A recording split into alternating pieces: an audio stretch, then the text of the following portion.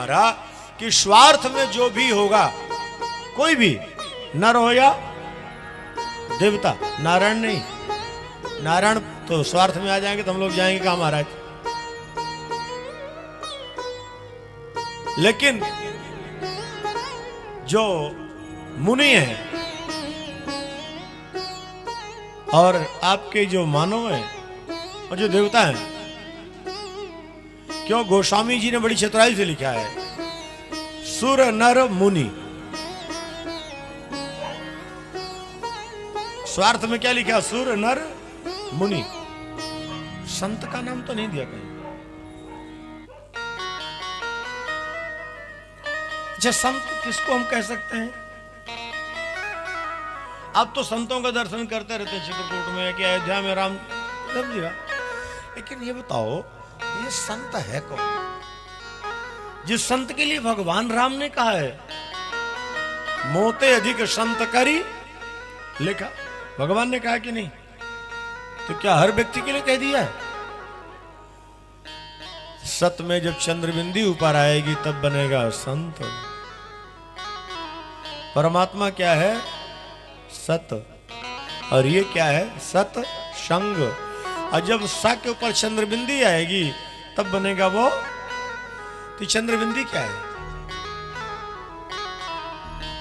अच्छा, ऐसे कलश बना के रख दे, बिंदी बना के। देखो, ये चंद्रबिंदी इतनी सरल नहीं है प्रभाकर जी, और हर कोई संत है।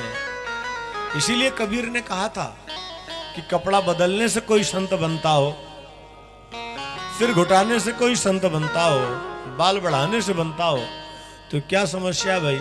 8 आने का रंग ले लो, बदल लो कपड़ा, बन जाओ संत। चले जाओ नाई की दुकान में, बाल बनवा लो, बन जाओ संत। जो फिर साटे हरि मिले तो हरि लीजिए दौर। ये जो चंद्रबिंदी है जिसको संत कहते हैं, क्या है? तो बड़ा सुंदर संकेत किया है।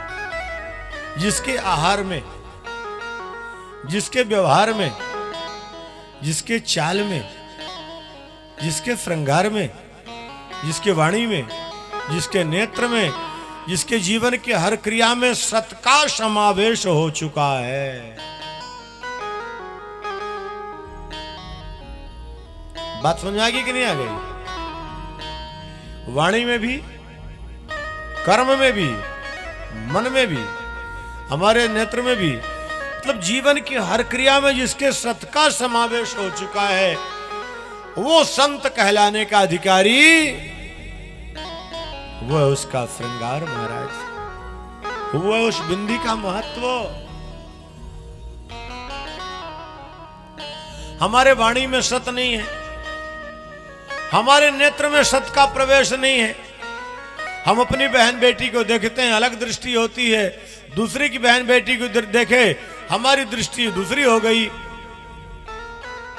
हम अपनों की बुराई, अपनों से बुराई सुन भी ले, चलो अपने कोई बात नहीं, दूसरा कह दे तो बिगड़ जाए। क्या है ये सब? संत कहलाना इतना सरल नहीं है। इसीलिए परोपकार में केवल 3 हैं, वृक्ष, नदी और संत। लेकिन जो मुनि हैं उनको बाबा ने स्वार्थी कह दिया है। सुर नर मुनि सब की यह रीति, स्वार्थ लाग करें। और जब स्वार्थी होते हैं मुनि, तो फिर वही मुनि की विशेषता क्या होती है महाराज?